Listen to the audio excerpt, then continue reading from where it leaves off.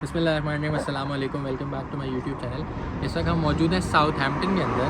और यूके के बिलूम इस वक्त एक ऐसा सीज़न है कि टूरिस्ट भी आए हुए हैं, टूरिज़म इस वक्त एक्टिव है। समर्स के अंदर लोग आते हैं और यहाँ पे विज़िट करते हैं। अगर हम साउथ हैम्पटन की बात करें तो यहाँ पे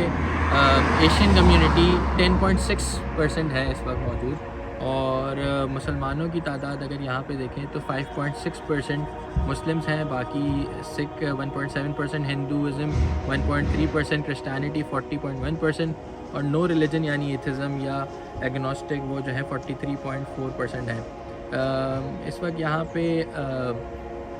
बाकी जो साउथ हैम्पटन के अगर हालात देखें या चीज़ें देखें तो यहाँ पे इस वक्त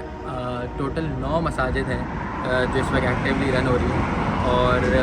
एक ऐसा एरिया है कि जहाँ पे स्टूडेंट्स भी आते हैं और मसाजिद वगैरह, और ऐसी एक लोकेशन है कि जहाँ पे स्टूडेंट्स आ सकते हैं अगर माना जाए। काफ़ी ठंडा इलाका है, लंदन से दूर है और एजुकेशन हासिल करने के लिए एक अच्छा एरिया है। मसाजिद भी हैं और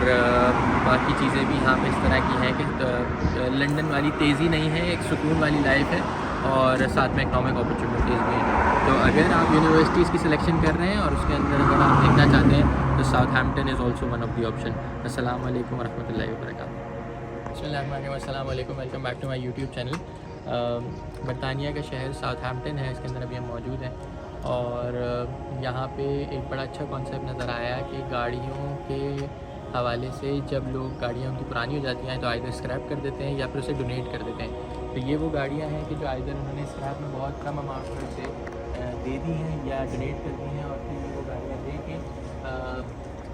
इसको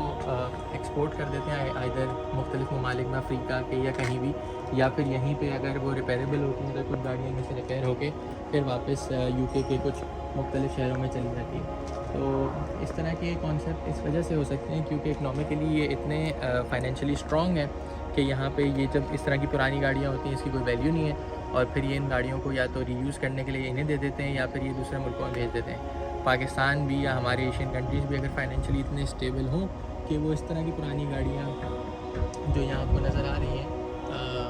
उसे स्क्रैप कर सकें तो इससे कितना मज़ीद फ़ायदा हो सके, उन लोगों तक गाड़ियाँ पहुँच सकें। यहाँ पे अगर औसतन हम देखें तो एक टोयोटा यारिस जो कि पाकिस्तान के अंदर टोयोटा विट्स के नाम से मशहूर है,